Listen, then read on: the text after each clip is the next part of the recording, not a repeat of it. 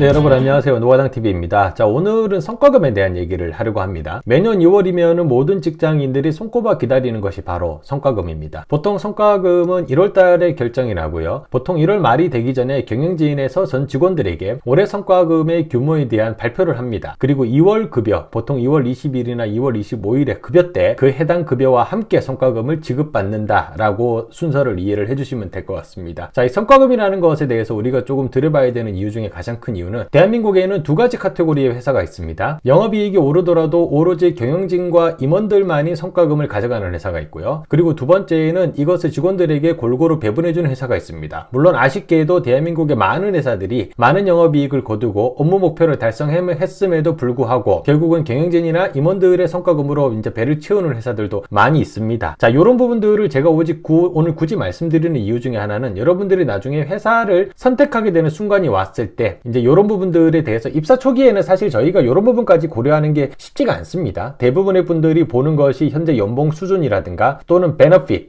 그리고 복지 혜택, 그리고 근무지 정도로만 보고 결정을 하시는데 궁극적으로 많은 현직자들이 이직을 하게 되는 가장 큰 이유 중에 하나가 성과금이라는 것도 여러분들이 알아주셨으면 좋겠습니다. 열심히 일한 대가로 회사가 많은 초과 이익을 거두었음에도 불구하고 그런 부분들이 직원들에게 적절하게 배분되거나 쉐어되지 않았을 때 직원들이 느끼는 어떤 배신감이나 배반감으로 인한 이직 사례도 최근에 많이 발생을 하고 있습니다. 최근에 올리브영과 관련된 기사가 하나 떴습니다. 네, 일부 직군에 해당되는 거긴 하지만 몇몇 직원들에게는 연봉의 1.5배에 달하는 성과금을 지급하겠다라고 발표가 이루어지면서 많은 사람들에게 부러움을 사고 있고요. 그리고 SK하이닉스 같은 회사가 좋은 회사다라고 얘기할 수 있는 가장 큰 부분 중에 하나가 SK하이닉스가 현재 올해 작년에 비한 영업이익이 많이 줄었습니다. 그리고 특히 올해 4, 4분기의 영업이익은 거의 적자 수준으로 지표가 나타났습니다. 그럼에도 불구하고 직원들에게 한 800% 이상의 성과금을 지급하겠다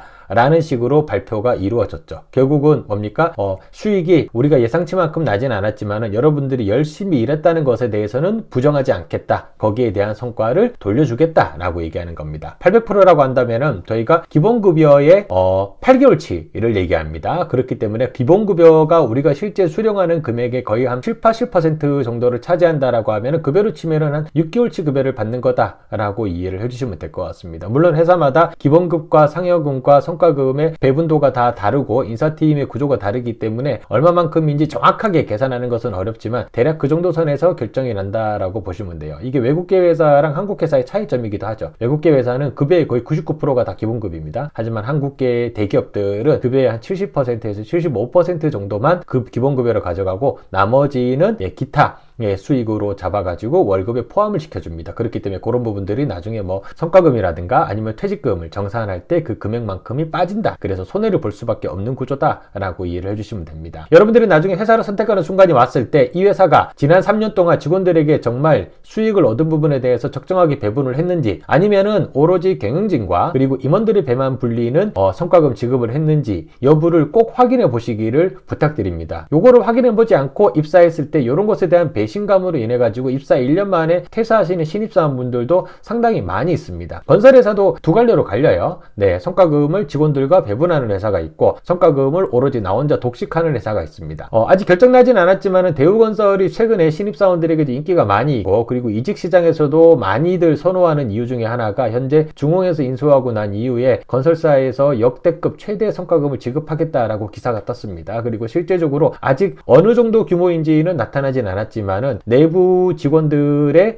돌고 있는 찌라시에 의하면은 그래도 연봉의 50% 이상은 성과금으로 가져갈 수 있지 않을까라는 말도 나오고 있습니다. 결국은 이런 부분들이 그 회사가 직원들을 얼마만큼 생각하는지를 보여주는 지표가 되는 거고요. 그리고 많은 신입사원들이 지원할 수 있는 동기부여가 된다라고 이해를 해주시면 될 것 같아요. 이게 보통 직원들에게 성과금을 적게 주는 회사가 경영진의 성과금을 많이 가져갑니다. 그리고 그 반대인 경우도 있습니다. 삼성그룹의 물산이나 엔지니어링 같은 회사가 저희가 이제 초반에 아주 좋은 회사 회사라고 여겼던 것 중에 가장 큰 이유가 뭡니까? 성과급 때문이죠. 매년 12월이면 빵빵 터지는 삼성전자의 반도체 분야 아니면 모바일 분야의 성과금이 연봉의 70%, 50%를 가져갔다. 이런 기사가 뜨기 때문에 그만큼 많은 사람들이 이 회사에서 일을 하고 싶어 하는 겁니다. 그래서 여러분들도 그냥 내가 합격했기 때문에 간다 라는 것보다는 앞으로 60세까지 한 40년을 일할 회사를 고르시는 거라면은 지금 이 회사가 얼마만큼 직원을 케어하고 생각해 주는지에 대해서도 한번 조사를 해보시고 거기에 맞춰서 지원을 하시는 것도 좋지 않을까라는 생각이 듭니다. 경제가 어려운 만큼 물가는 많이 오르고 연봉은 그만큼 오르지 않았기 때문에 결국은 이제 성과금이 우리의 라이프 사이클을 좌지우지하는 하나의 지표가 되지 않았는가라고 생각을 합니다. 자, 오늘 성과금에 대한 영상은 여기까지로 정리하도록 하겠습니다.